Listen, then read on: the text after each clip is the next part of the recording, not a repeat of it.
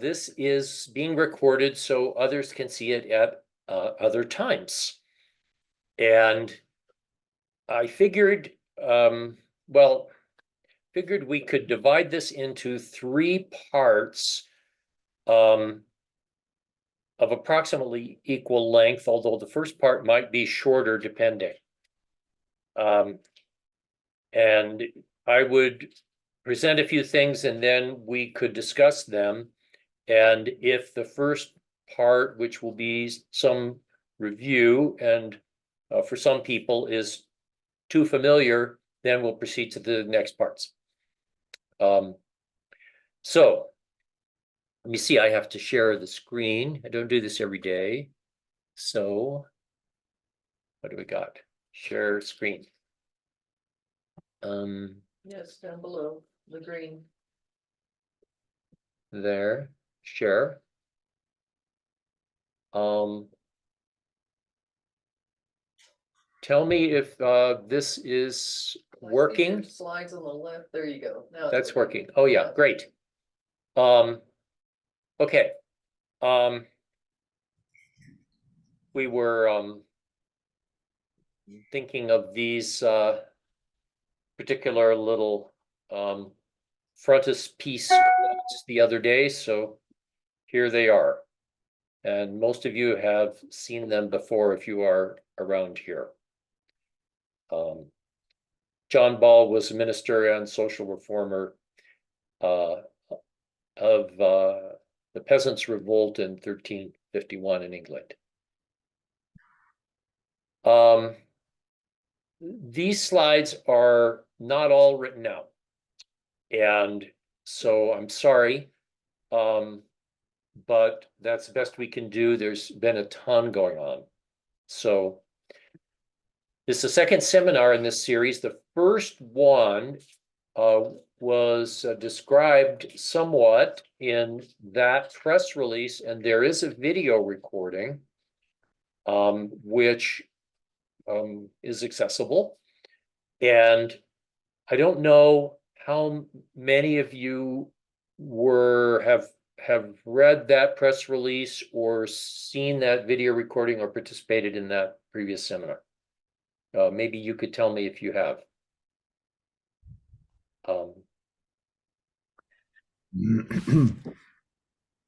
I've watched the YouTube video that you all posted of the seminar, and I think I know the press release you're referring to, but I wasn't too clear on the if you could go back to that slide quickly, I could say if I've seen it or not.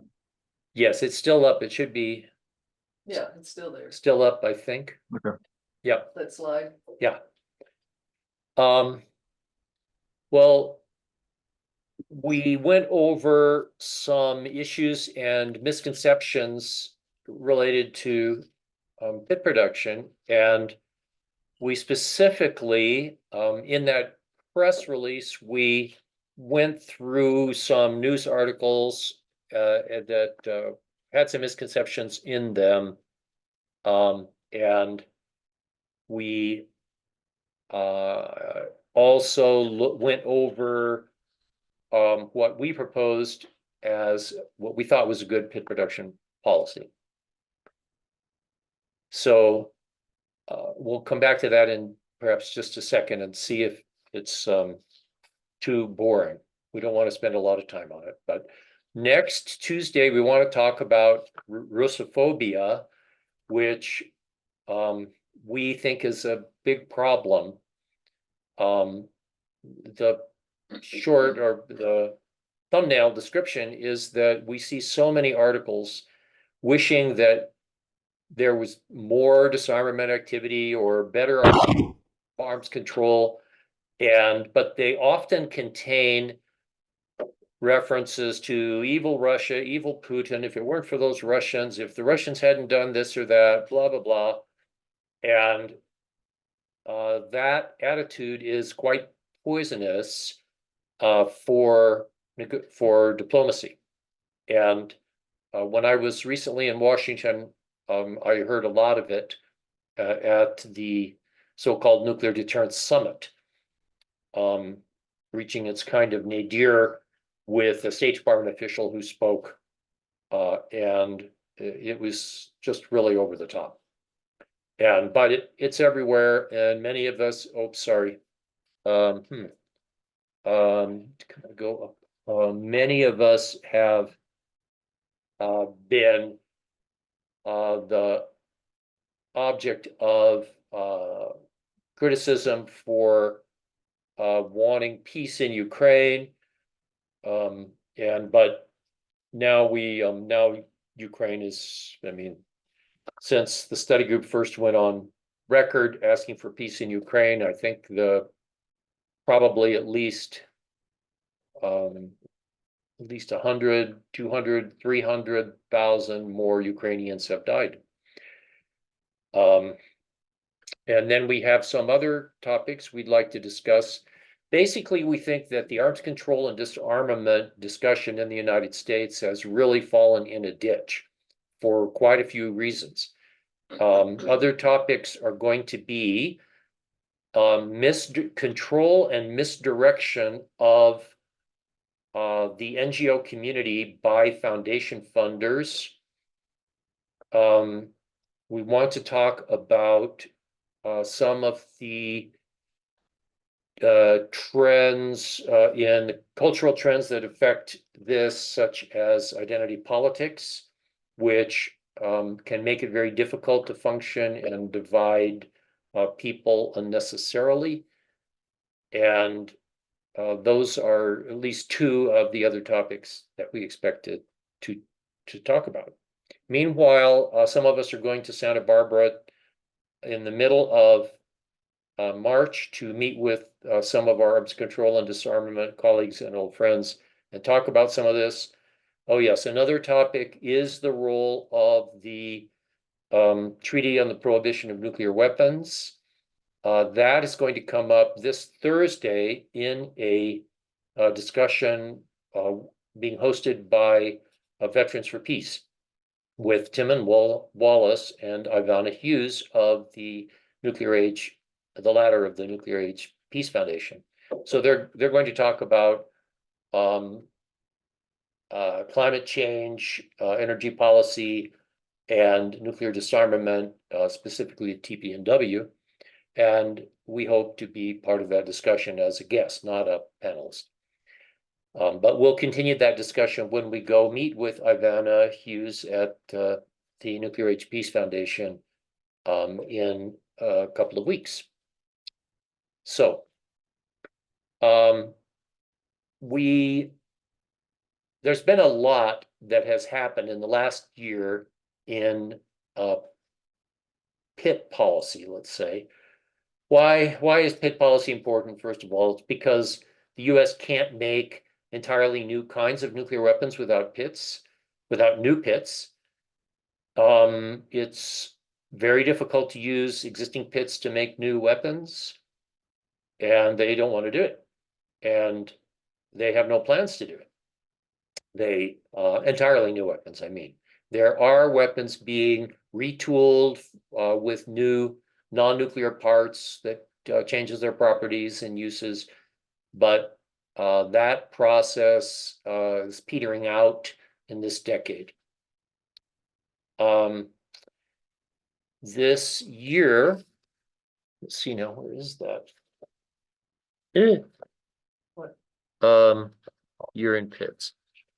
I'm going to go, let's see, I should stop here and ask if there are general PIT themes that we are skipping over, we're about to skip over, that people have questions about, such as why are we doing PIT production, sort of the things that we talked about last time. If anybody has burning questions left over from last time, or any general questions, now would be the time before we go in detail to what's been happening in the last year overall.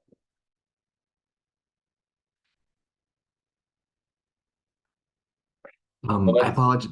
I apologize if you went over this in the previous seminar, and I will definitely check out the recording of it. But certainly something that I'm interested in is just more detail about I guess something I've generally become interested in are the cultural and philosophical framings of the folks that I would term as more like deterrence folks, like the folks at the Nuclear Deterrence Summit. Their sort of mental models of why this is important, why this is a good thing, why nuclear weapons keep us safe. That's all very interesting to me. So experiences from that conference, just news in general, and in general from that sort of other side community would be very interesting. Whatever impressions you have. Okay, well, we have time for that. And no, it wasn't really discussed before. And thank you for that great question. And it's super important. Motivated, me to have this mental health challenging and expensive trip to DC. So there is at the very top, I'm gonna have to paint this. I'm not sure which color to pick in the palette first, so I'm gonna just start. At the very top, there is a kind of unquestioned set of assumptions involving the rightness of the United States and its importance in keeping the world safe. And tied closely with that is the explicit notion that nuclear weapons make us prosperous, which is a theme that you wouldn't think that people would say out loud, but they do these days. You can see it also. You'll notice that the name of the naval operation, well, it's combined arms, against the Houthis is called Operation Prosperity Guardian, and which is an odd name. It's kind of a capitalist name.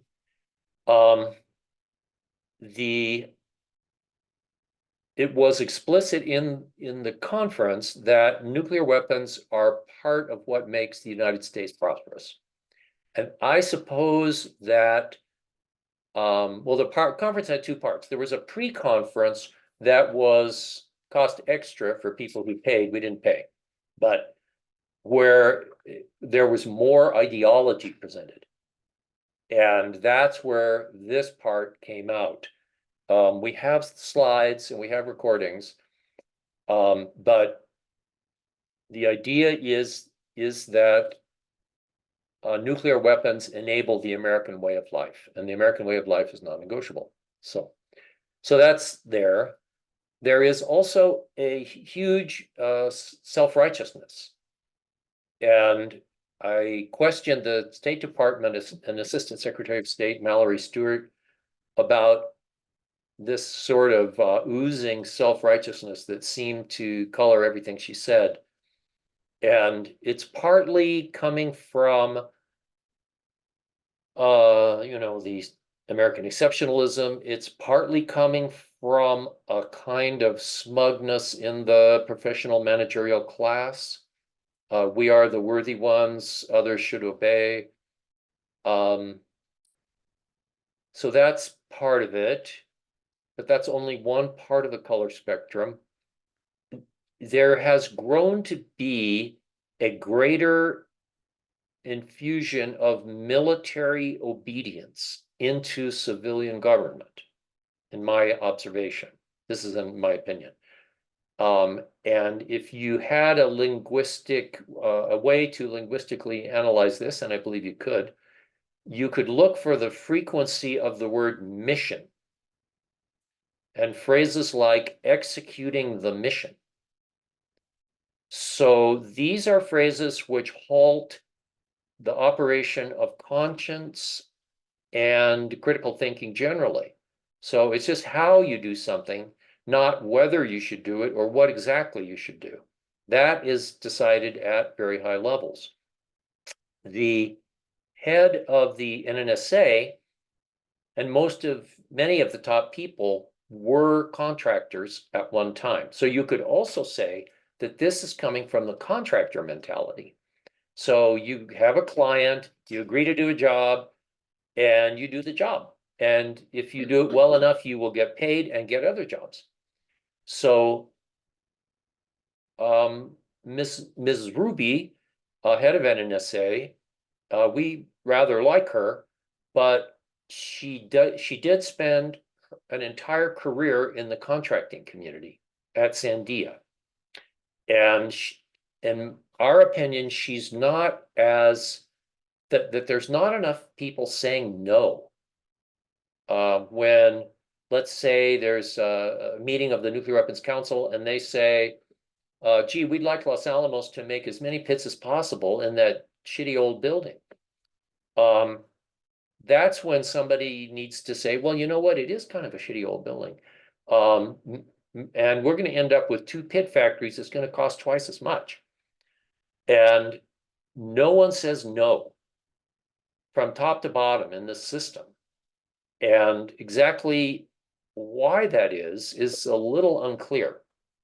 Some in government watchdogs have said to me that they thought oversight by Congress more or less halted in 2008 with the election of Obama.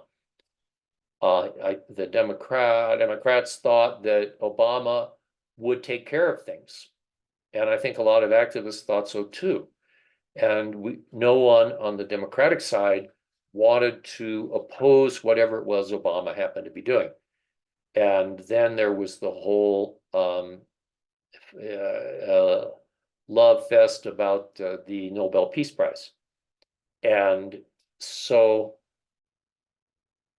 the lack of congressional oversight certainly plays a role in this. There's nobody in the system that's kind of pushing back. But that is not the core of your question. The core of your question would, there's large states like Russia and China, the concept of cooperation is totally banished from conversation. It's all about how to hold their most valuable assets at risk. We have a recording of the head of Strategic Command, General Cotton, saying, I am an effects-based commander. In other words, what the weapons can do. And that, so you could say the concept of deterrence through threatened destruction has completely replaced, there's no balance with cooperation. So it's just deterrence, no cooperation. No, and you could of course trace that, however you like, but the lack of transparency activities in arms control, certainly part of it. There's not much cooperation with Russia or China on any of these things. So there's a race. They typically believe they are in a race. So you could posit 3 levels of arms racing now. One is the program of record, which was just expanded in December after our last online seminar and after the meeting in Santa Fe that you attended virtually. So 2 more nuclear weapons have been added to the program of record. One is the B6111 Earth penetrator, high yield. They have permission to use funding from another bomb to work on that. So they have both authorization and funding, the B83. So and then the sea-launched cruise missile nuclear is now authorized, but not yet funded. It's likely to be funded within the next few days. That will be a long program. It was resisted by the Navy. And I don't know how far it will ever get, but it's joining the program of record. So anyway, the program of record is one level. The next level would be, you could take the Congressional Commission on Strategic Posture of the United States being a more hawkish version, very hawkish. But at this conference, there were key speakers who advocated even more hawkish than the Congressional Commission. They wanted nuclear weapons based in new bases in Germany and the Indo-Pacific on hypersonic missiles that don't exist. They want the plutonium disposition program halted so we could hang on to that plutonium, might need it for a big arms buildup. They want the pits which are stored at Pantex to be liberated from storage and turned into low-yield theater nuclear weapons. Because it is felt that by these parties that we have to have low-yield nuclear weapons, not just to match Russia, but because we are now in major wars and we don't have that many cruise missiles. So the idea would be that if we had more nuclear weapons, micronuclear weapons is the idea, 30 tons, let's say, that it would allow greater economy of cruise missiles since they're so hard to make. So that was kind of an uber hawk speech. But it kind of infuses the whole system. They want as many nuclear weapons as fast as they can. Oh, yes. And General Cotton also said, and this may be part of it, but again, maybe this is only painting the frame to your question. He wants not just a whole of government approach to nuclear weapons, which the Congressional Commission wanted. He wants a whole of nation effort, because they all recognize that we don't have enough engineers, welders, skilled craftspeople. We don't have what it takes to run the kind of arms race that could keep up with Russia and China. And because of the framing they have, they don't think, well, we better cooperate. They think we need to harness the entire country. There was a questioner at this conference who said jokingly, let's hope that at a Deterrence Summit 20 years from now, we won't be discussing how China bankrupted the United States by luring us into an arms race we can't win. It wasn't me. It was somebody else here. I don't know. That's a good joke. Yeah. That's a long answer. I'm sorry. And it may not answer everything, but. No, thanks for spending time on it. That's a ton of very interesting information. And I guess to just cap it off, all the other voices were more or less suppressed, self-suppressed. So the GAO, etc., they could have said things that were a lot less harmonious, but they chose not to. Okay, moving on. Okay, more, should we go, we could go on, or we could do other things. We have a little time. Moving on, you're in pits. So the year, let's say we could start this year at January 12th with that GAO report, which was both a bombshell and something that had such a long gestation that it was anticlimactic at the end. And we it made the report. I guess I didn't prepare remarks about the report itself. It's now been so long ago, but the title says most of it. The report also said LANL's gonna cost a little more than Savannah River for fewer warheads. One of the things which I think is was an eye opener for Congress was that at Savannah River, nearly all the work is captured in one congressional line item with cost controls and reporting, kind of a large scale internal regulatory process under DOE Order 413.3, whereas most of LANL's work is not.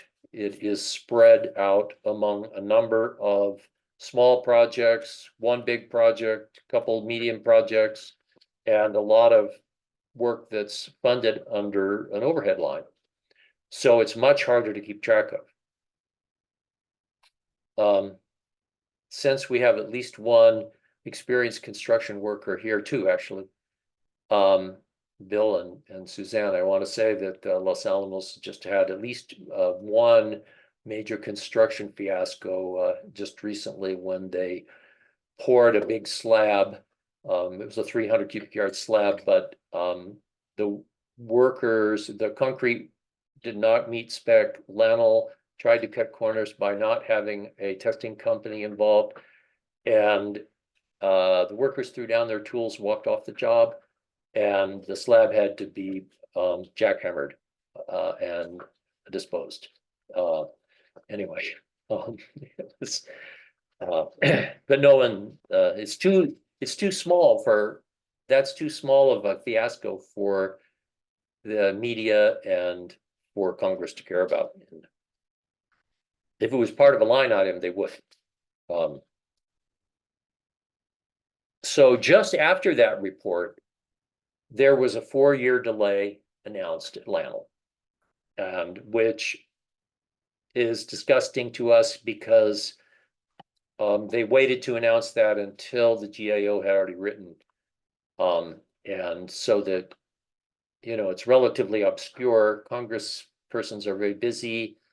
And so the GAO report becomes the part that everybody, the thing that everybody pays close attention to. And the subsequent 4-year delay, probably, you know, very few people take in.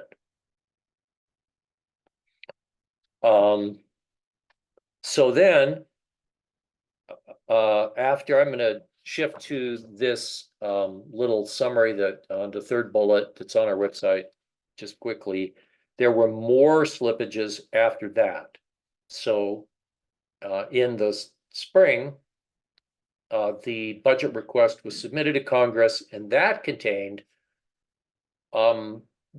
language saying that the budgets and schedules were going to slip farther for both Savannah River and LANL, potentially much farther, and the budget going potentially much higher. I found out in January in a meeting in Washington with somebody that that disclaimer language was written by Jill Hruby herself. That so the NNSA top brass did not want to set themselves up to fail. They wanted to have a disclosure of just how far off the rails this could go, even beyond the 4 years that was announced in January. So approximately, there's an approximate 6-year slip if you look at LANL, if you look at reliable war reserve production. So wait, stop for definitions. Los Alamos has been making practice pits. They call them development pits, and they get better and better with practice and as more equipment is installed. They expect to reach the point that they will make a pit sometime in the middle of this year that will be good enough to put into the stockpile. They won't know whether it's good enough to put into the stockpile until late in this calendar year. And in order to determine that, they will have to take it apart. So it won't go into the stockpile. So it's not actually, you could call it a first production unit, or you could call it a certifiable pit. Pits that are good enough to go into the stockpile are called war reserve pits. All other parts are called war reserve parts if they meet quality specifications. LANL hasn't done that since about 2011. Trish and I recall going to a ceremony in 2007 when they made their first war reserve pit. And we expect there will be another ceremony and press release later this year about that. So then LANL does not expect to make as many as 10 pits in 25, but they will be working towards their goal of 30 pits per year, which, and now we get to the part where there's a divergence in narratives. LANL says they're going to be making 30 pits a year by 2028. This was apparently a public relations decision. It was discussed at this conference, and the director of LANL called the Santa Fe New Mexican to be sure that he knew about this. Last year, Jill Hruby said they would not be making 30 pits per year reliably until they had the equipment to do that. And that is now expected to occur in March of 2032. So, so there's a divergence between what NNSA said last year and what the lab is saying now. I asked Jill what about this, and she dodged that question. She didn't answer. And so we'll see in March, in middle of March, what the new answer is, if there is one.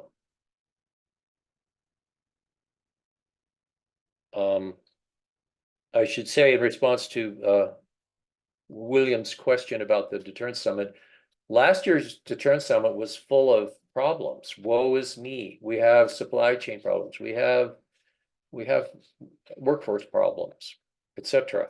This year, there was apparently some kind of coordinated decision not to discuss any problems. Everything is great.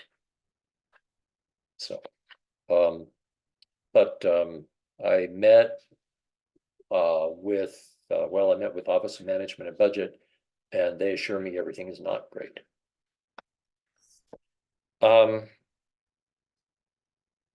So, Hey, Greg, could I ask a question? sure. That one pit that they did make this year, is it or They're last? about to. They haven't made it yet. Is it the new design for the new Sentinel missile project? Yes, sir. Excellent question. Yes. They don't, I think it's hard to change. So they don't want to, so to get a certified pit, you don't just have get out your micrometer and measure the parts and that sort of thing, but you have this pedigree. So there's sort of a book that goes with it. The book weighs more than the pit, the file. So every pit comes, so those processes in the equipment, it has to have the calibration record of the machines and all of this. So, so to change machines, to change designs and practices and all that, I think it's kind of a delay-inducing thing. They don't do it. If they're getting ready to make W87-1 pits, that's what they're making now. W. Thanks. Let's see. Another thing that is never in the course of the last year, this is not really an update, but it's still rather secret what the capacities of the two sites really are. So you'll notice that the way it's expressed is at least 30 pits a year, at least 50 pits a year. Well, we now know that Savannah River will make more than 50 pits a year, and that the sum will be more than 80. Last year, NNS, and this year, LANL is to be kept to 30, and SRS is to make more, because SRS has more capacity, and because LANL has several other missions which compete for space and personnel. But then there's another wrinkle, which is that 30 and 50 and 80 as numbers may be a code. So I didn't get I asked this question, I didn't really get a exactly straight answer, but it used to be that the requirement was at least 30 per year in 9 out of 10 years. So the average production is greater than 30. So the average production was modeled by NNSA at about 40. And the average production for 80 pits per year is about 103 or something like that. So we don't actually know. And then at SRS, there's an even greater, well, at both sites, there's even greater uncertainties. Because they may have plans to provide surge capacity. Now, Jill said not at LANL. But at Savannah River, they are installing utilities to give themselves a backup capacity in some rooms which aren't immediately outfitted, since they have the space, and since they're doing, since they're doing piping, might as well, run water and sewer into other places. So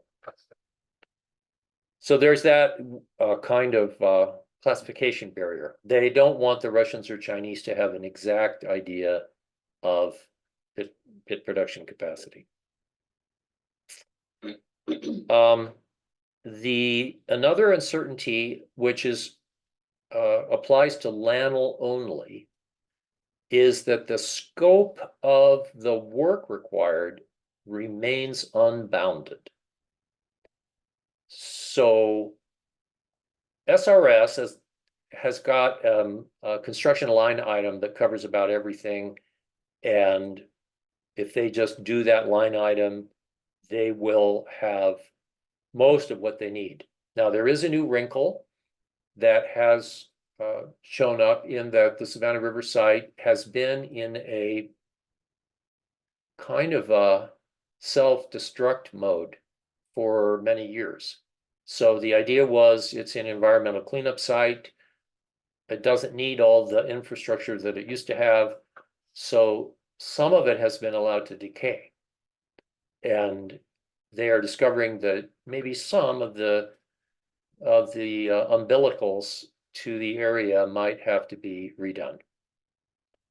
But it's a bigger problem at LANL because it involves not only that, but new buildings. So there's a kind of a string of new buildings, a succession, that are going to be required because pit production doesn't just happen in one building, but it requires other buildings. And some of them are really expensive, some of them expensive to replace, and some are contaminated. So there's like the Sigma building is where Los Alamos does its uranium work and beryllium.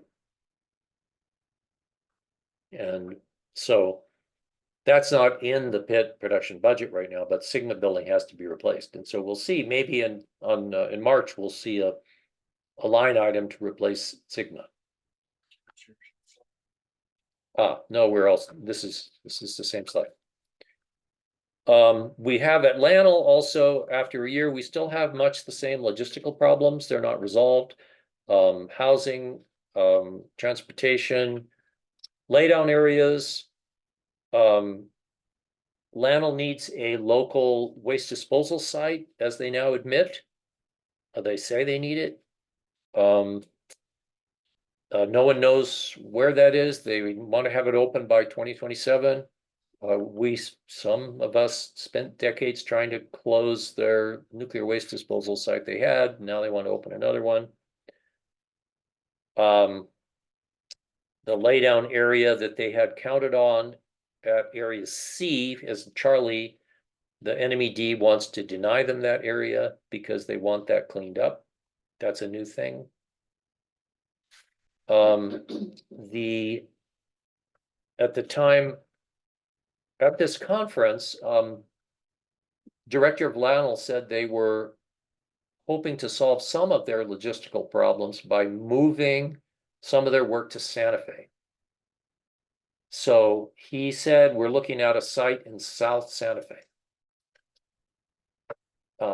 Two city councilors said LANL's to us privately that LANL is working on a site, one or more sites in South Santa Fe, either the city or the county. They were vague. We asked Ted Wyka, the head of NNSA at Los Alamos, is this true? He said, yes, it is true. And puckishly added, maybe we should do some manufacturing there too.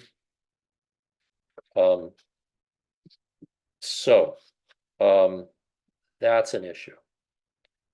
The next thing that happened over the course of the year was costs rose a lot. Whether they will keep on rising, we don't know. Probably.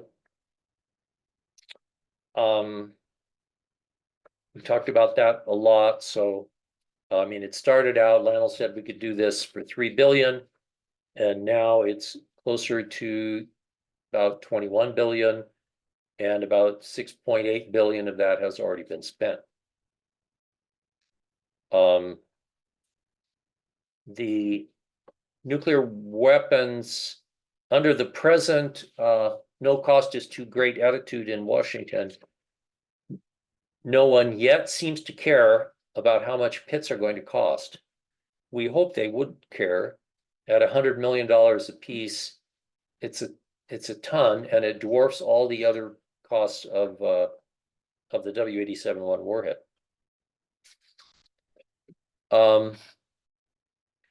There's remains uncertainty. Another item that remains is PF4 is old. We got a document that said that by aggressive maintenance, it could be kept until 2045. There was a report to Congress, so in principle, they know that. Congress told us that after PF4 craps out, they have no intention of producing pits at LANL. So that was kind of a revelation. That I said, what's the post PF4 plan at LANL? I said, well, there isn't. The plan is Savannah River. Okay. So what you have to take that with a grain of salt. It was only one person, a Senate staffer, but very senior.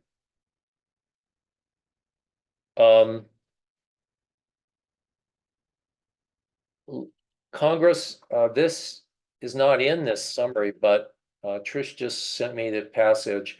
They're afraid now that LANL will not have be able to make pits fast enough for the Sentinel system. And so now there is a call to study retention of the W78 warhead as a MIRV multiple warhead system, 3 per Sentinel. That would require a new bus for them to sit on, provide the guidance. They are not as accurate, but they are, and in my opinion, and this goes to William's previous question, in my opinion, they're desperate to show that the US is a powerful player and that we can do this.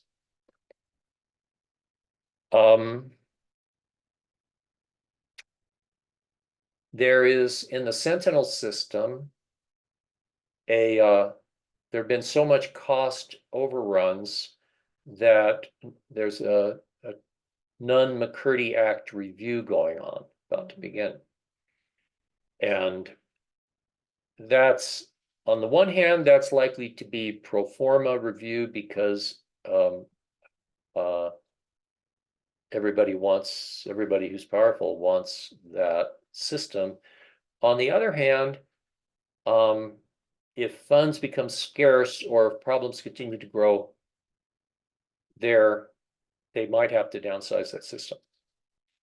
And Bill will enjoy this, that there was muttering, I heard muttering that I never could chase down the meaning of that about rebar in the missile silos. They want to hire people who know what rebar is. I heard someone say. And some of the silos are wet inside. Is that it's kind of the notion here. If Sentinel is delayed, that affects the pit market, so to speak. So that's a whole other thing.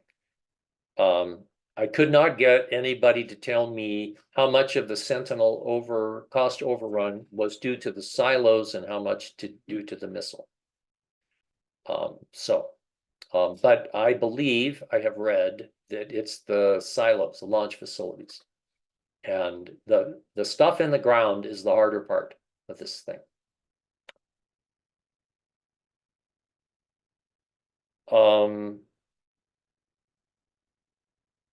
Competition for scarce talent, yes. We hear about some of this all the time. A bicycle shop manager became a construction manager at LANL. OJT, smart people are needed. So even if they don't have any experience, you could be in charge of a multi-million-dollar nuclear weapons construction project.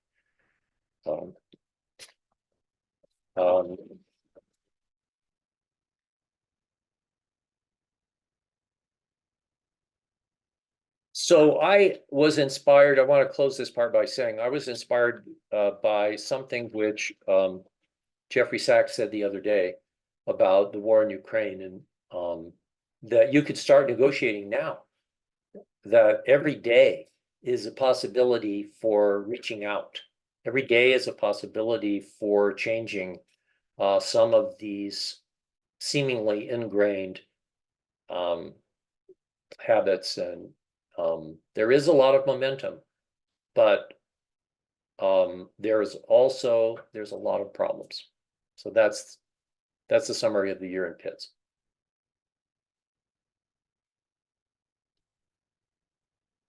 Now, comments, questions before we go on?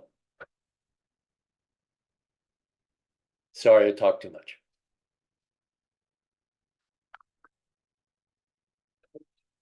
Okay, I'm going to go on. Just right. a quick one. Yes. I have a vague impression, and I've tried to look it up, but I could not find the source. But that in reading about the Sentinel overruns, that it was actually the overruns were actually in a very specific piece of the Sentinel program, and that it was or at least the ones that were announced. And I think that it was like just the missiles, and the silos are a totally separate budget. I just wanted to see is that at all correct? It's embarrassing that I don't know the answer to that question. So this is one of the things where information comes in, and we've now, with Tricia's help, we're throwing it in an online file called the modernization page, and I have to mull this over. If you know more, feel you Yeah. All right. I'll try and hunt it down, and if I find anything, I'll send it. Please. More.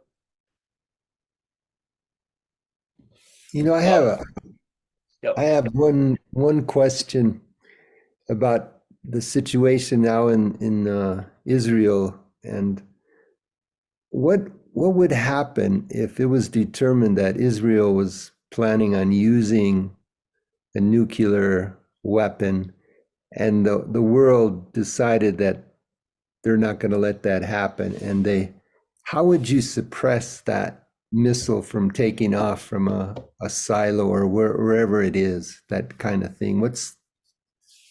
Is there The only thing I can think of, so given their, and Bex is here in the background, who also is, there's a wave from Bex. I think that to make that happen, President Biden would need to call up Benjamin Netanyahu and say, if you launch that missile that I have drafted XYZ things, and the starting out with you'll never get another dollar from the United States. And certainly in this administration. And we will prosecute you for some crime that maybe you did. We'll surely there's a dossier somewhere that provides some tools to ruin or kill Netanyahu. And that and the funding would be the tools. There's no physical way to do it. Okay. Thanks, Greg. You have another comment? Yeah, I mean, it's interesting, right? Because that is like the whole genocide could be ended with that singular phone call threatening to cut off all US aid, financial and military, to Israel. Yet Biden hasn't done that, but there is a member of the Knesset who has, I believe now twice, suggested using nuclear weapons in Gaza. But if it were really seriously threatened by, he was suspended the first time, but if it was really seriously threatened by Netanyahu, I'm not sure. I mean, there's a lot of different ways this could turn into a wider regional war and a world war, and I think that's one of them. So it's very hypothetical though. It probably has some effect on what Iran does. Yes. Okay, moving on. I wanted to talk about some misconceptions and some bad articles, let's say. And why we have these bad articles. And so this is the most controversial part of the second half of this seminar is the more controversial part.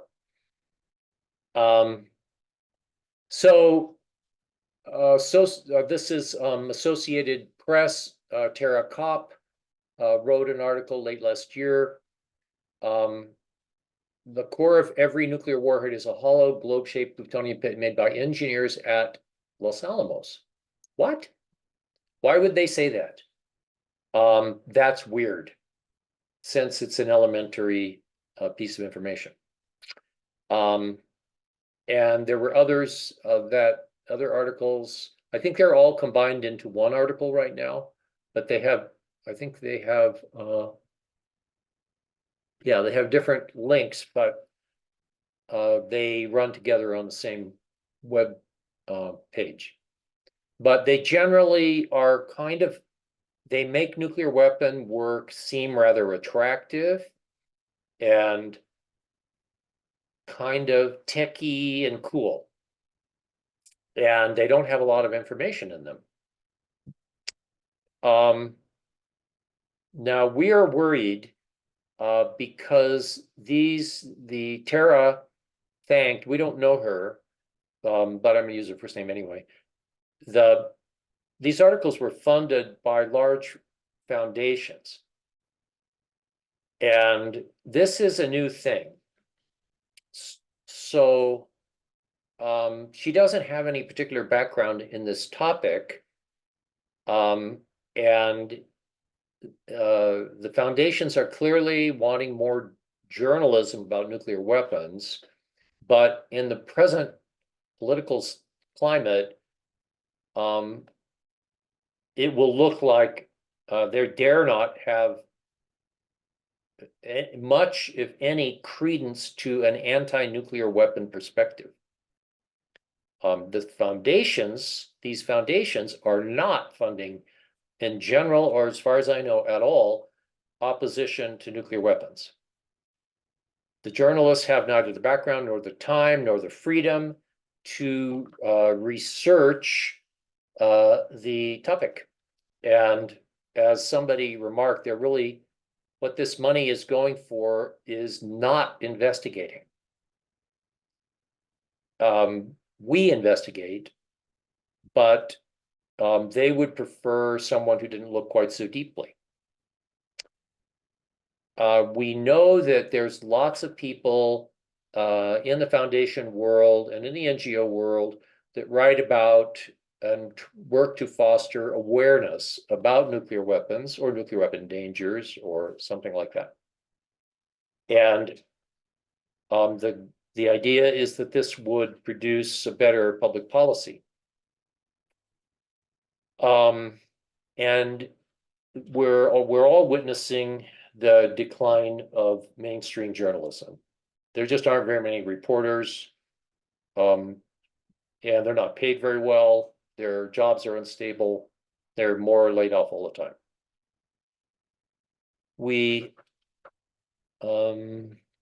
And academic studies, as well as our own observations, have led us to the conclusions that foundations have a perceived need for prestige and legitimacy. You can model foundation funding as a quest for legitimacy, starting with John D. Rockefeller onward. But we also see now a desire to maintain dominance in the field and narrative control. Even more, and I think personally, this is really that it's even more important that to have control than to press a specific narrative. This is, you could say, an anti-populist concern. It's the same concern that you see echoed everywhere. Oh my God, we can't have misinformation. We need to control the information. It was a major thing, a theme at Davos this year. Society is threatened by the proliferation of information that we don't control. And there's even, I think you can observe in some cases, a sense on the part of some commenters that a sense of outrage that we, the enlightened, are not being followed by everybody. So we're concerned about the big foundations, what they're doing in the nuclear weapons field. So that's controversial. So there you go. All right, moving on. No, Sue's. Oh, Sue got her hand. Oh, Susie.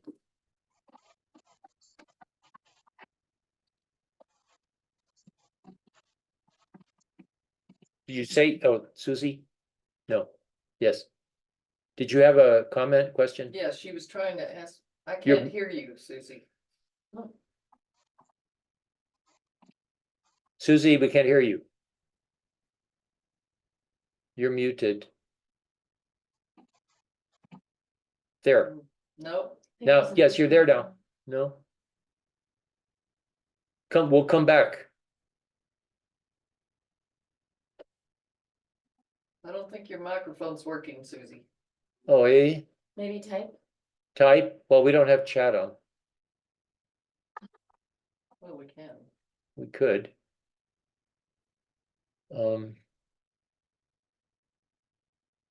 Is your micro? No, but it's not. Okay. Yeah, Susie, can we just break in at any time when you get this done? This is an article. There was a series of articles in the Scientific American, one big issue. And we were surprised by how weak it was, but I don't know why we did spend some hours talking to some of the people who were involved. This one, I ran out of time this morning. I forget. This is Sarah Scholes. Sarah was just in Santa Fe. And has a book, a new book. NNSA's own study suggested the pits will last at least 150 years. Well, no, that's not true. They didn't say that. And the plutonium in the pits was studied to come to that conclusion. There were, little pieces of plutonium studied at Livermore. And they, NNSA vehemently denies the truth of that statement. Also said here, so far restarting American pit production proving challenging. Los Alamos effort are at least a year behind. And now you have the background to know that they are way more behind than that. And Savannah rivers are more than 5 years delayed. Well, no. More like 5. That's correct. Savannah River is about 5 years delayed. That's correct. But Los Alamos's, which were supposed to be in full production by 2026, are not going to be in full production until sometime after 2030, and reliably so sometime after 2032. The whole article is rather silent about Savannah River. We know that the people who put the article together are the Princeton Program on Science and Global Security has a set against Savannah River Site pit production, and as we'll see in the last part of our discussion, that Frank von Hippel, who's the father of that whole program, has gone to incredible lengths to try to say that Los Alamos should be the only pit factory. So then there was this other article in that series. And I just wanted to point out, they could say, I expect the coming decades are going to be a boom time for the nuclear weapons industry, said Jeffrey Lewis. Jeff, did you take classes with Jeffrey Lewis at all at Monterey? Oh, no, just, it was just this. Okay. No. Anyway, Jeffrey Lewis is a well-known person, but what do they think is going to go on in the coming decades? They think everything is going to be just like now. There is in the arms control community, a lot of climate change denial. I was laughed at for bringing the topic of climate change into a discussion of pit production sponsored by the Alliance for Nuclear Accountability and other people, and Arms Control Association. So That's a long time. yeah, that was, 2 or 3 years ago. So here, I don't know where they get this 2003. If this were just an article that was churned out in a day or two, that would be one thing. But this article took several months and involved half a dozen well-paid people. And they had tons of time to do research. They interviewed tons of people. They interviewed us for hours. They came out here to New Mexico. They made a movie. They did all kinds of stuff. This was a somewhere in the 6 figures, over 100. I would estimate $250,000 project. But I don't know how much how much it was or how much Scientific American actually paid for, but they certainly didn't pay for all of it. And they said that the project was scuttled because of a criticality. No, it was scuttled because they just didn't need to have pits, and the criticality problem occurred later. And then this is one of the most enduring myths that we have, that there are 20,000 vintage pits in storage and that they could be used in nuclear weapons. Most of them cannot. Some might be usable in warheads that would be specially designed for them, or in, but that would require years, and and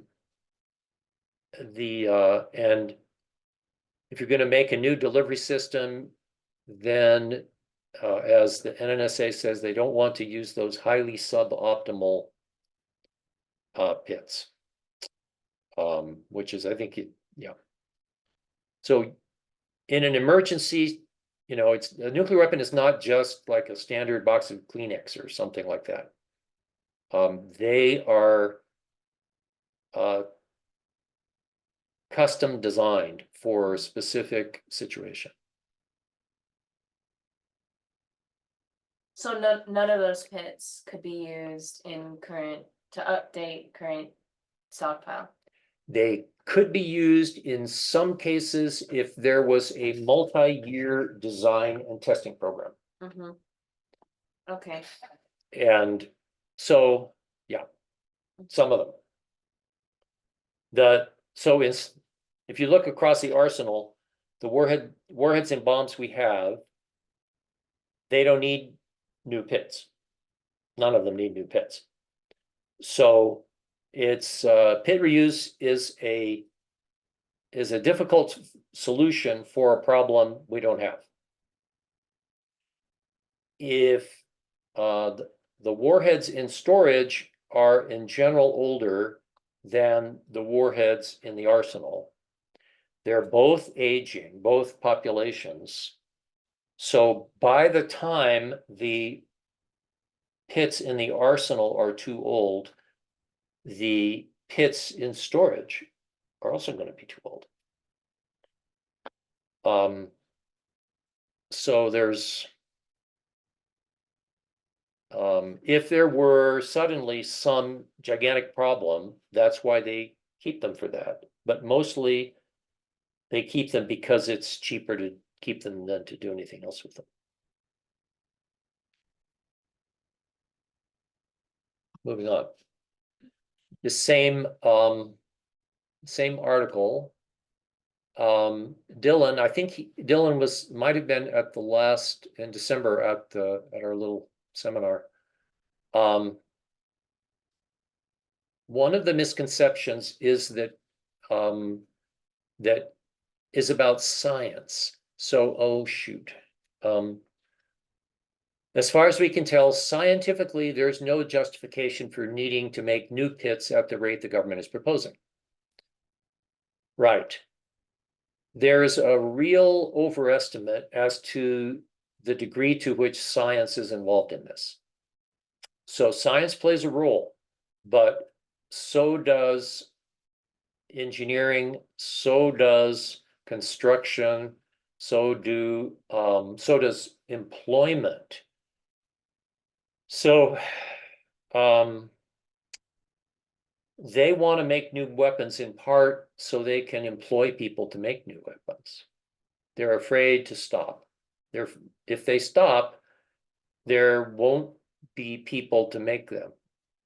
So if there were a 10-year halt in making new nuclear weapons, that would probably be about it. You couldn't just start it up again. And that would be great as far as I'm concerned. But they're afraid to stop. And so they need a parade of new stuff to work on, one after another with overlap.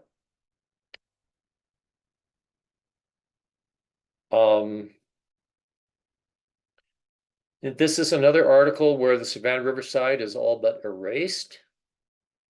They say it will eventually contribute at least, well, 2035 is a date. And it's not really eventually. If there was more detail about that, I would put it here, but there isn't any. Next, I'm being picky because they spent so much time and so much money and so many people working on this project. That LANL's nuclear weapons program has recently swelled to 3.5 billion. Now it's 4 billion. And it's going to be a little more next year. And the lab is planning to hire 1,400 workers. Now, to be fair, this piece of information that LANL has already hired 5,000 new workers. That came out after their article.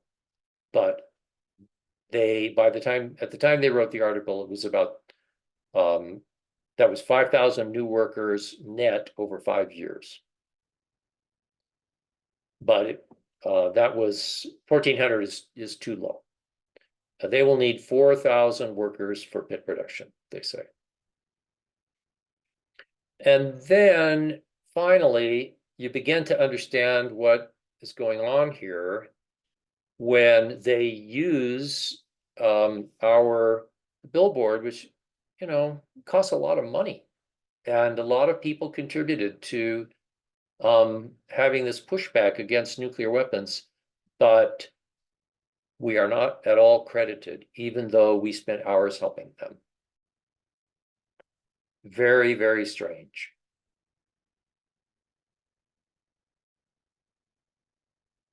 In the same issue, really the best article was by Sébastien Philippe in that series, where he talks about what would happen if missile silos were attacked by, let's say, Russia, but everything else was untouched. I'm sure the study is great. I haven't tried to critique it in any way, but I don't understand why. I mean, for the sake of showing something, sure, an attack on missile silos only. Well, I think, and Steve Schwartz, who has written a book on electromagnetic pulse from nuclear weapons, I think it would only take a few nuclear weapons to basically destroy the whole United States, and virtually everyone would die. If that was the intent. And I'm pretty sure that if there was a nuclear attack on the United States, the communication systems with bombers and submarines would be attacked, and other parts of the nuclear and the submarine bases, and Kirtland Air Force Base, where there's extra nuclear weapons, and other places like that would be attacked for sure. So I don't really understand. I think that the outcome of the article, that several tens of millions of Americans would die if the missile silos alone were targeted, I do not understand why that's the right question. We do know that the people behind this project at Scientific American do want to shut down the Sentinel project, which is fine. And except that now I'm going to make a political judgment. We think it's too narrow of a focus, but it's all right. But it's part of I think it's, and here I'm saying something about the arms control and disarmament movement. Somehow we have to find a way, and I don't want to be too mean here. We have to find a way to work on concrete things and at the same time realize that we need really big changes in this country. And the idea of just reducing nuclear weapons to a lower level and being able to build, I mean, it's kind of a crazy idea to build biomedical campuses out there at the missile silos. So I don't know, maybe I'm being a little too critical there, but I'm after watching the arms control community for decades, I'm tired of the hidden assumption that everything is okay in the country. Everything's going to be okay if we could just make one or two small changes in our nuclear policy. And now that's part of that. And I've gone on too long. Crap.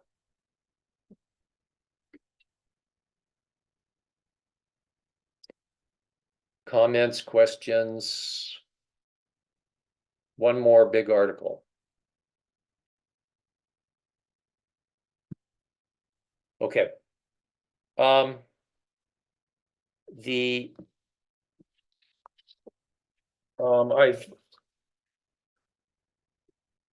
In April of last year, Curtis Asplund, who really we had never heard of before, and Frank von Hippel, who we have known for 30 some odd years, published an article about pit production policy that is mostly wrong. And it's quite misleading. And it is not really written.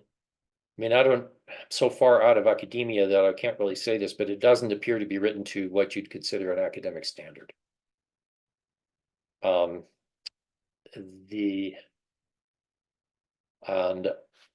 there are a few things that I would like to say about this article. I have approximately 58 comments, which I'm not going to say all. The agreements, points of agreement with Frank and Curtis are that pit production is not necessary in at least the coming decade. And that 2 pit factories are unnecessary. And that the W87-1 is not necessary either.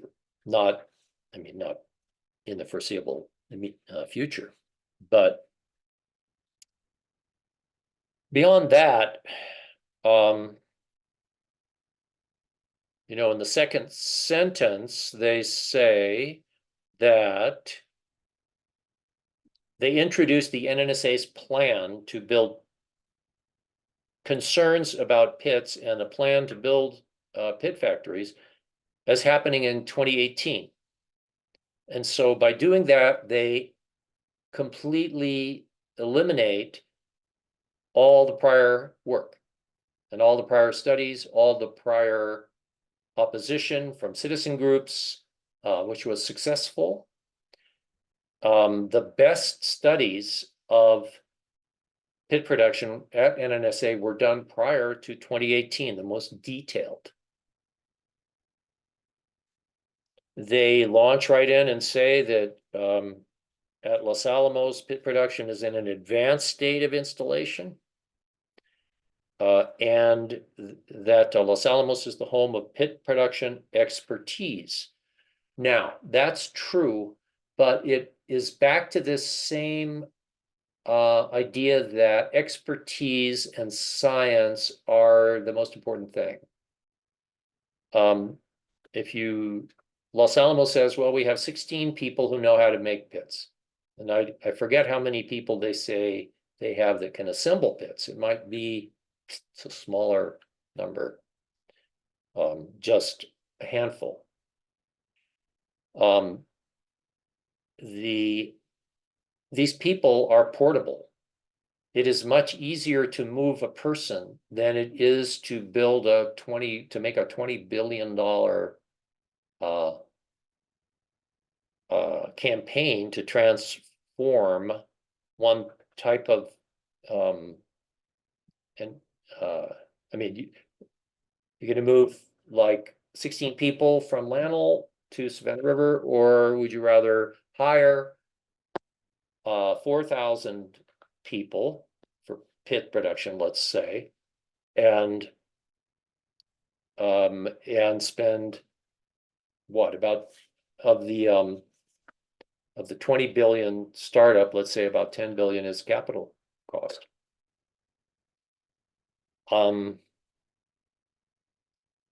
the article goes on down from there.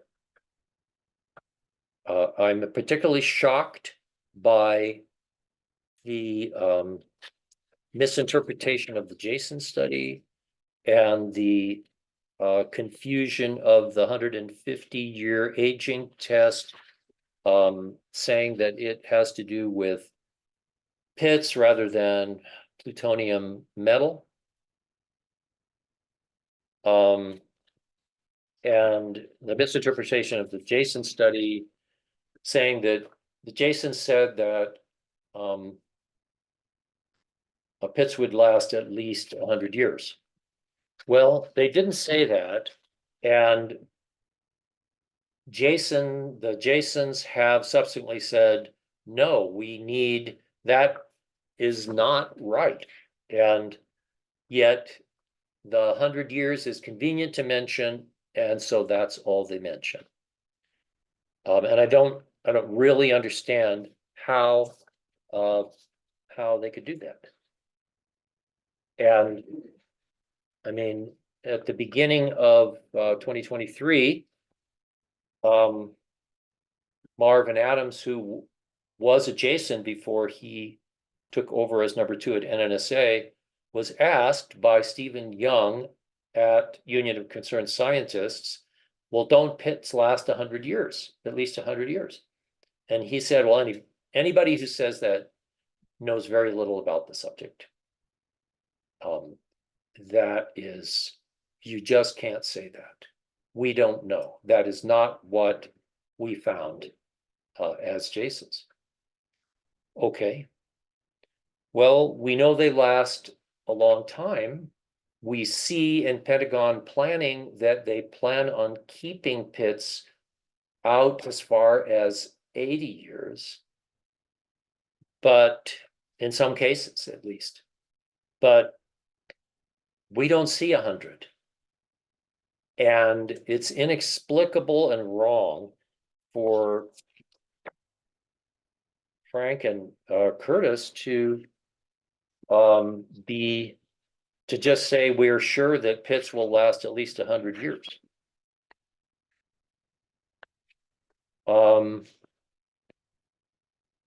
I wrote, I counted 31 emails to either both of them or Frank about commenting on their draft article. And Curtis, responding to my published comments about the article, said, we point out that you have accused us of serious factual errors without specifically indicating any of them. And then I had to say, yeah, I have. I wrote you 31 emails. And there's a lot more going on here than just a difference of opinion. It's related to the Trump derangement syndrome. That is to say, if you read, I urge you to read the Asplund and von Hippel article. You might not get out of this everything that we do, but they are desperate to keep a pit plant from being put in a Republican state. after watching this for a long time, and they misrepresent the role of Lindsey Graham. So Lindsey Graham is invoked in this article falsely as a major proponent of this factory. There's no evidence of that. We have looked for it. We don't see it in the open record. We have called people in South Carolina who are involved in this and asked them if they know anything about it, people connected with the governor. Do you know of any advocacy by Lindsey Graham's office about this? No, they don't. In fact, their big complaint, if you're a booster in South Carolina and you want a pit factory there, is that their delegation is not working hard on this. Is kind of, yeah, pit factory, blah, blah, blah. They were very upset about losing their mixed oxide fuel fabrication facility. That they were upset about. But they weren't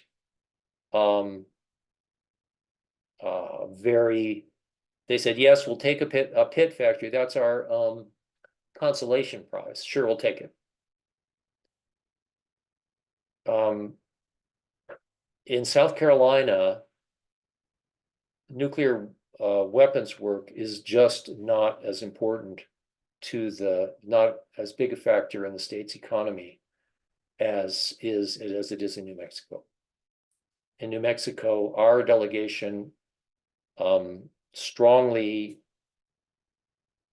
creates a political identity around the nuclear weapons business in the state.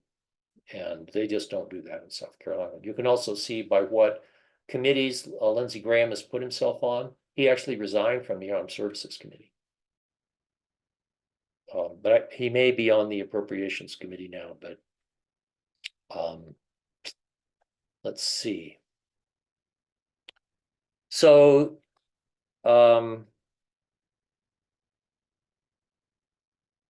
that's I mean, I could go, like I said, there's the short version is about so I guess the general conclusion of Frank's article is that because pits last essentially forever and Los Alamos is practically ready to make pits, that Los Alamos can be the only pit factory, and that's what we should do. And we should pause all other investment in the meantime. The authors may or may not know that disbanding a project like this means killing it. You can't pause it. It either if you pause this project for 10 years, that would be it under these circumstances that we have, both economically, politically, the evolution of technology, supply chain problems. There's no way to pause a project like this without killing it. Nowhere do we find in this article any acknowledgement of how the limited life of this facility at LANL. And despite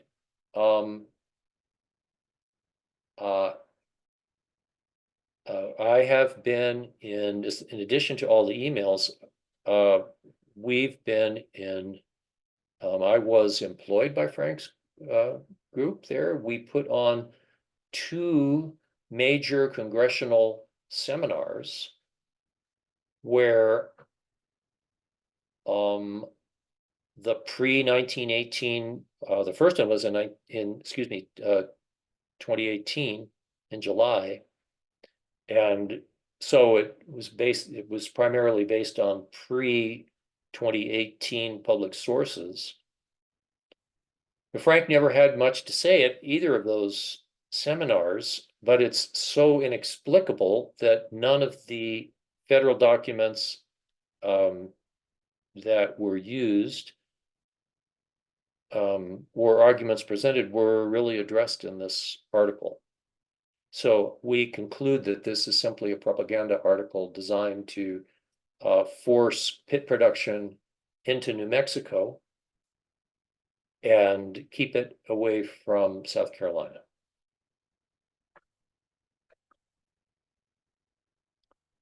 I think that's the executive summary of Critique of Frank's article. It's an article like this, makes it difficult. Most people evaluate things on the basis of authority. If we call attention to this article and have a controversy, then it becomes an argument we can't easily win. So there's an argument for just letting it lie. So we haven't really known exactly what to do about it, frankly. And we have, so that's why it's sort of slid.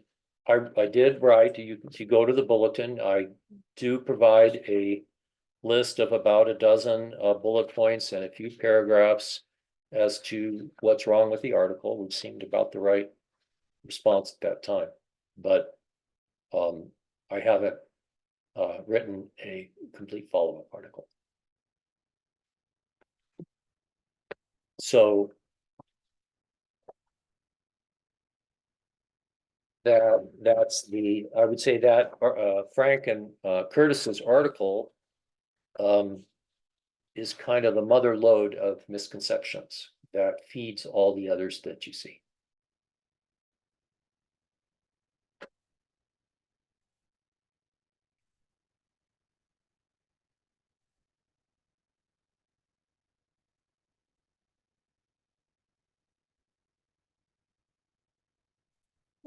I bored everybody to death. Can you hear me yet? Perfectly. Okay. I just wanted to check because I have a couple of things I wanted to mention when the time is right. It is right. Okay. So I just said I looked up TerraCop while you were, and that's when I first raised my hand, and I sent an article to everybody. It's she's a Pentagon. It's from Defense One. You can learn about her a little bit, and then I just looked up Bulletin of the Atomic Scientists funding. And so they are, and I'll send you this too, if you don't, maybe you already know this stuff, but support includes Carnegie Corporation of New York, Plowshares Fund, MacArthur Foundation, Whole Foods Trust, which I don't know what that is. So, I mean, that just to me is important for us to understand where the propaganda is coming from. That's all. And same with Terra. That's so I try to look up where they're, where they're getting their support and who they're in bed with as much as possible. Thank you. And That's one. Good for strategy. That's a wonderful contribution. The Bulletin of Atomic Scientists had a kind of financial meltdown. I can't tell you the exact year, about in the aughts. Mhm. Steve Schwartz was the managing editor. He was more disarmament oriented, and but the magazine was kind of going broke. And so there was a complete reorganization or takeover, if you like. And among other things, they put all their archives behind a paywall. So nobody could see those inspiring articles.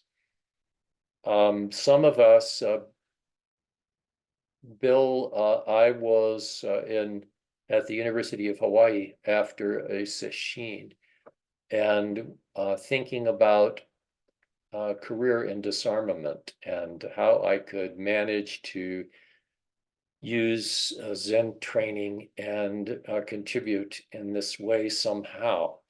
And I went through the stacks of the Bulletin of Atomic Scientists, making Xerox copies with my limited pennies, and I was very inspired by what we saw there. And others have had similar stories, but it all changed in the early aughts.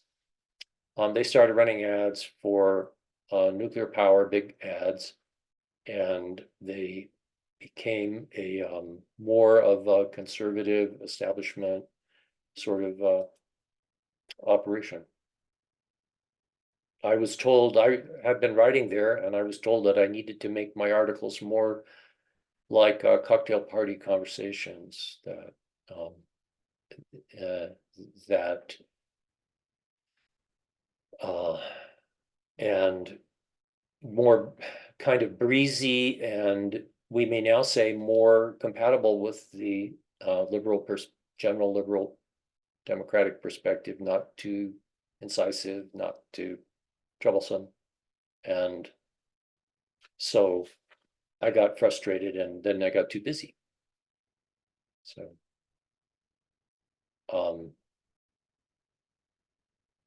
and if you've ever been in meetings with people, some of the people involved, they are very condescending. Frankly, I was at one of their clock setting seminars once, and yeah, you get treated kind of like a child if you ask any question that's somewhat out of the mainstream in any way. Thank you, Greg. Disgusting.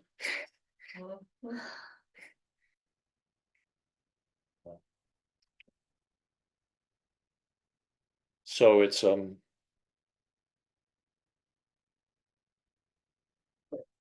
that's this sort of bears on the next maybe the one after next about how the big foundations have seized control of the NGO community and the narratives that are considered acceptable. When we were at Princeton in the fall of 2002, a large study was produced for MacArthur, Carnegie, Plowshares, and Ford of what to do with the arms control and disarmament field. And there were 13 recommendations. The most important one was to get rid of all the small groups and capture the remaining talent in one or more large groups. So the idea was to, someone with a Scottish accent said at the time, Greg, they want to weed us out.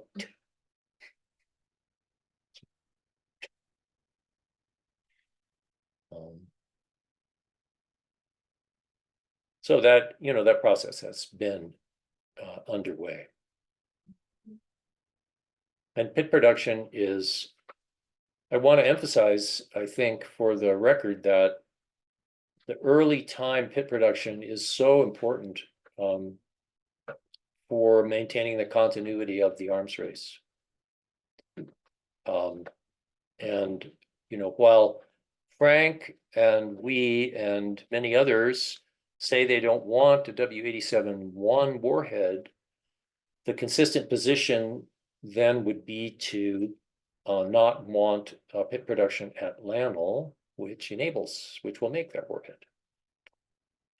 But, that's overridden by the apparent need to keep the pit production at LANL, expand it, and not allow a pit production, not shift it over to Lindsey Graham state, Nikki Haley state, if she's still a viable entity. I agree. Yeah, dead in the water. Koch brothers have pulled out of the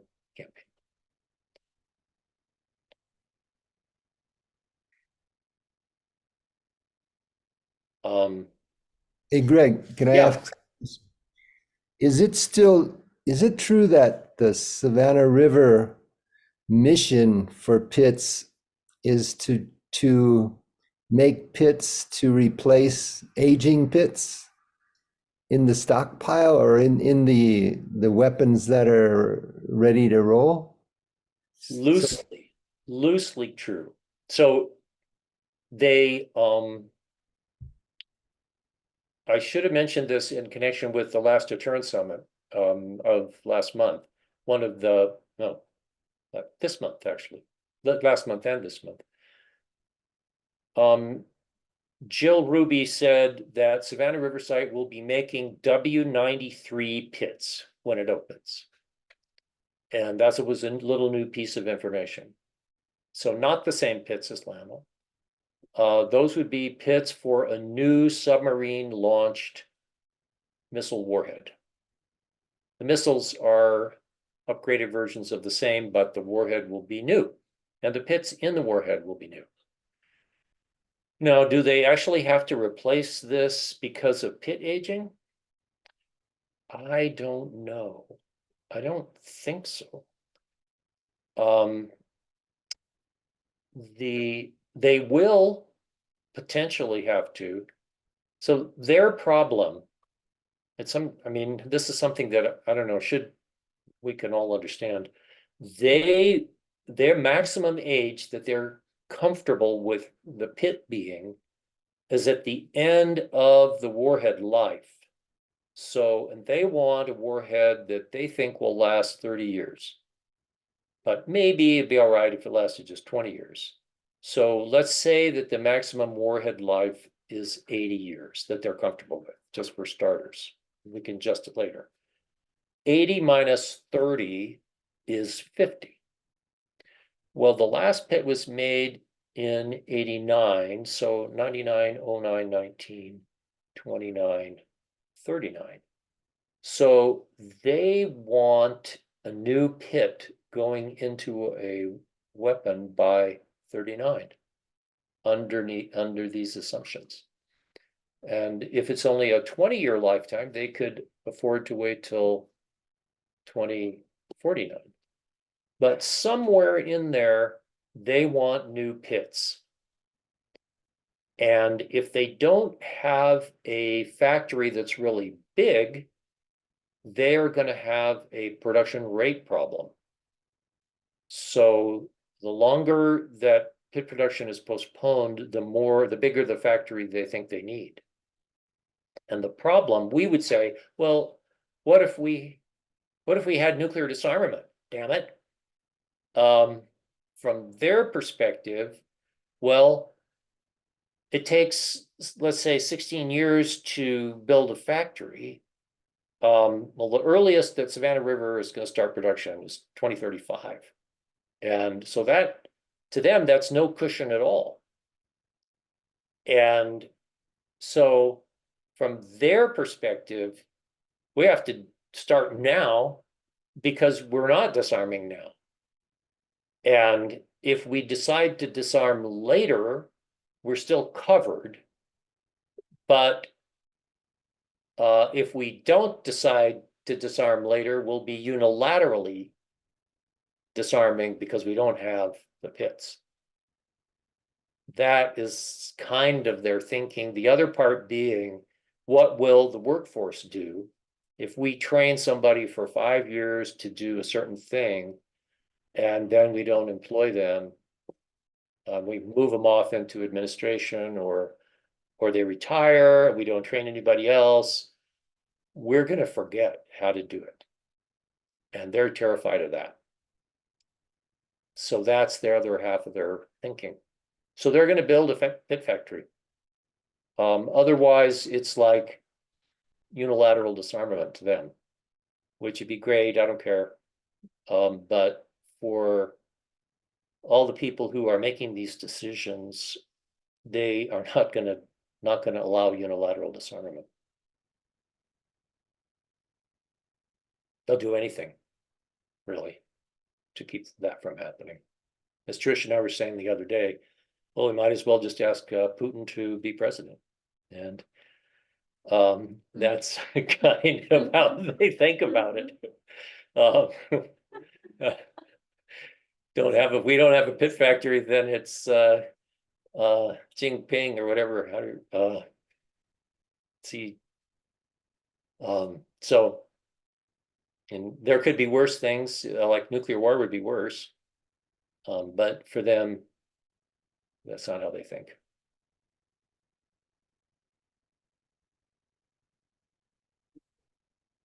Should we? Oh, Peter. Have you been here all along, Peter? Yes. Oh, yes. Oh, great. I just don't look very good when my eyes are burning. Oh, yeah, This has been most enlightening. I'm very grateful. I work with John Wilkes and Peter Aronson great. and Jim Deutsch Yes. on the working group on mostly on depleted uranium, but we've now combined it with cluster munitions and landmines. And Terry Lodge has just joined us, Harry Lodge. Mhm. Yes, who worked on the letter that just got sent off and so favorably reviewed by Ralph Nader. okay, great. So I'm trying to catch up, haven't been into this much detail on this stuff. Mm. And I'm very interested because you're talking about what makes people do this crazy shit, Mm-hmm. and seeing it through their eyes. And that's missing a lot. Mm-hmm. There's a lot of finger pointing and blames and so forth, but I think humanity has a problem that's not really individual perpetrators doing bad things for greedy reasons. I'm writing about when the internet came, it changed the scale of everything. It gave us the possibility of a global community in reality, but it's on a privately owned platform, which is oriented toward profit above all, which has distorted everything, and it's resulted in fragmentation of the society and the culture. Right. And so I connect all this up with McGilchrist's brain science and Thomas Hubel's collective trauma and Evelyn Lindner's human humility and dignity and humiliation studies, Mm-hmm. and Howard Richards' views on economy and caring economy. Mm-hmm. So anyway, you don't need to know all that. I just thank you for this and your assiduous work. Well, thank you. And Veterans for Peace is really so, I don't know, has so many different activities. And it's a wonderful organization. And I was really happy to meet Harvey Bennett there at the Deterrence Summit. And he made a wonderful, eloquent speech, intervention. Oh, he really, I think he had the last word, didn't he? Yeah, just about. Mm-hmm. And I mean, it's not every time you get to interrupt the head of Stratcom, and no, it was really eloquent, and it was great to hang out with him and his friends one evening too. Well, I've noticed that the Vets for Peace do have an inside track on what makes these things happen too, because they've, had to go out and do stuff until they realize what they were being told to do. Right. That mission orientation that you hear everywhere now in the nuclear weapon business. Well, thanks. I won't take up any more time. Thank you, Peter.